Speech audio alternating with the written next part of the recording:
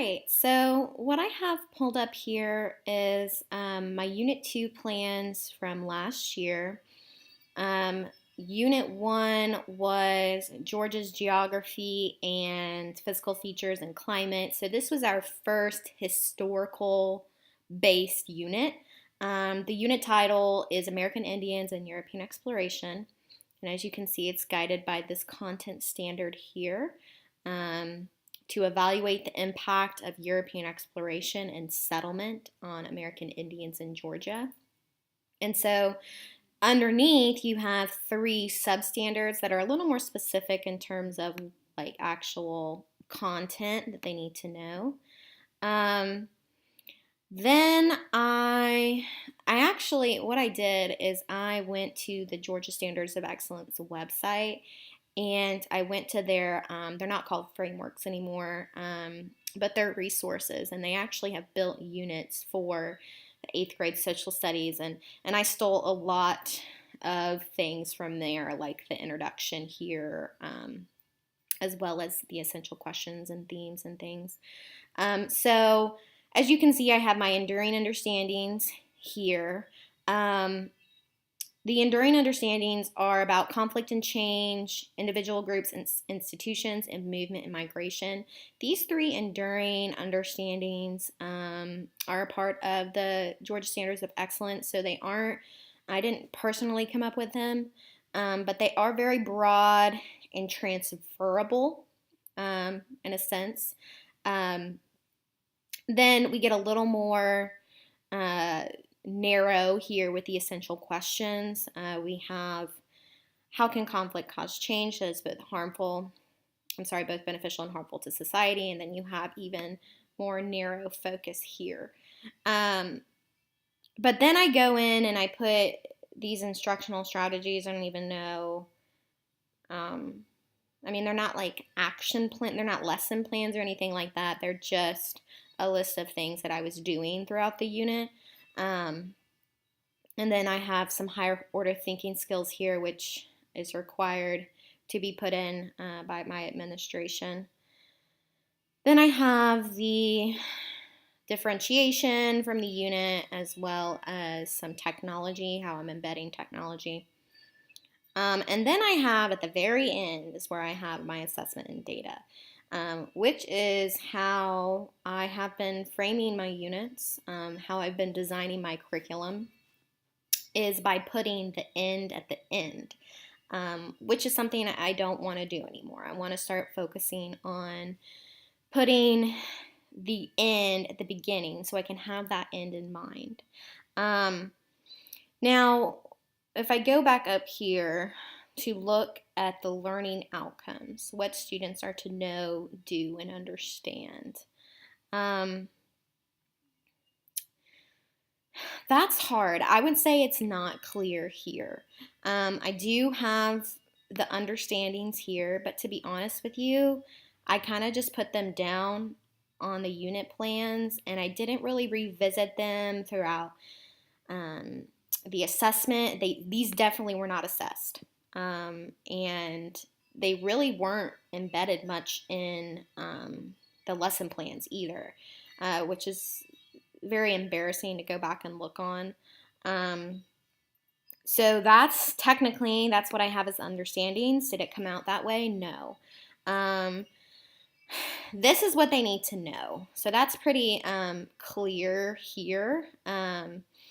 I could break down the content standard more in terms of, really breaking it down with the design that Dr. Murphy had mentioned with the K, knowing, understanding, and doing. I don't have anything that the students are doing. I have no skill set in here. So that is definitely a negative aspect. If I go back down to my assessments, let's see, and we look at the summative assessment, I have a test. So this is not ideal. It is not, it may be testing the content knowledge, but it's not assessing those understandings. there was an essay in there, which we did um, maybe harp on those understandings just a little bit. But then again, it wasn't a focus of the unit, which is something I want to start doing. Let's see. So there's definitely, if we look at the formative assessments, we have a quiz, we have analysis of primary sources, a document-based question. So it was 6 different primary sources. And what we did is we based it off of this essential question here. How can conflict cause change that is both beneficial and harmful to society? Students then had to use those primary sources to answer that question. However, that was really the only assignment that we did based on that understanding and that question, and we did not assess it. So I do have some, I don't even really have, let's see, instructional tasks. I just kind of have really just a list of instructional strategies. So I don't even have tasks in here. Which obviously I have the tasks in my individual lesson plans, but this unit plan I do not. This is just something that I sent to my administration, I guess kind of to satisfy them. So to look at the last question, are these activities that do not directly align? Let's see. Okay, so again, this is not ideal. And what I want to go to is I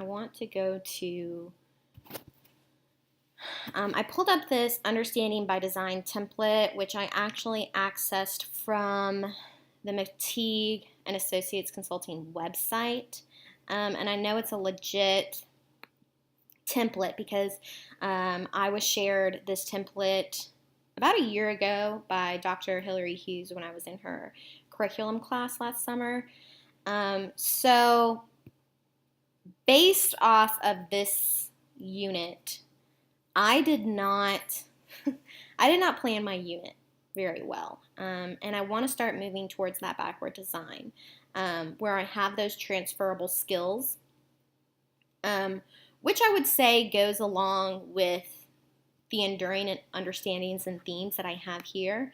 But again, I kind of just slapped them up there. I didn't really use them to guide my lesson planning. I didn't use them to guide my assessment, which is the whole idea of backward design, is to be able to use that transfer, those understandings, essential questions, and what students will know and be able to do to guide that assessment and learning plan. So my goal this year is to start putting units into these templates and actually using them to guide the curriculum instead of, just slapping it down for the purposes of my administration.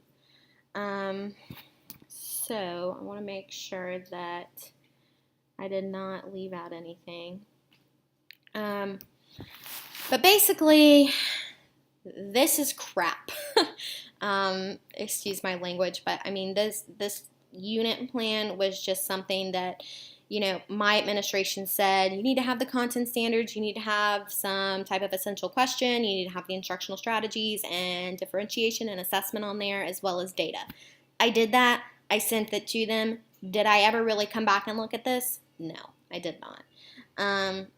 So what I need to do in the future is I really need to, again, start planning these units with the end in mind, and using this to guide what I'm going to be doing with my students so that their learning is not in a vacuum, and it's not something that they're going to lose once they step outside of my classroom and move on to, bigger and better things. I want them to be able to use these skills to truly understand when there's conflict between societies, change is the result. And understand that the actions of groups and institutions affect society through intended and unintended consequences. And I want them to be able to use this knowledge to apply it to different areas of their life. And again, I have no skills here, so I'm actually very embarrassed by this unit plan. But I'm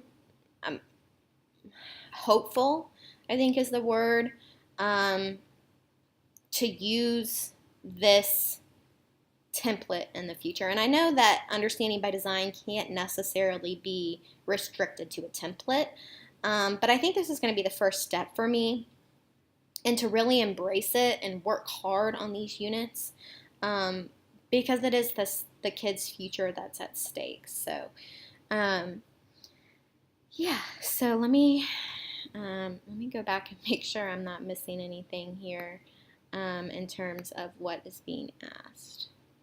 Okay, so that's that. That was my unit plan, and I'm thinking for my action plan that I'm going to turn one of these unit plans into an actual understanding by design unit. So I'm really looking forward to that, and I'm looking forward to employing this into my teaching in next year.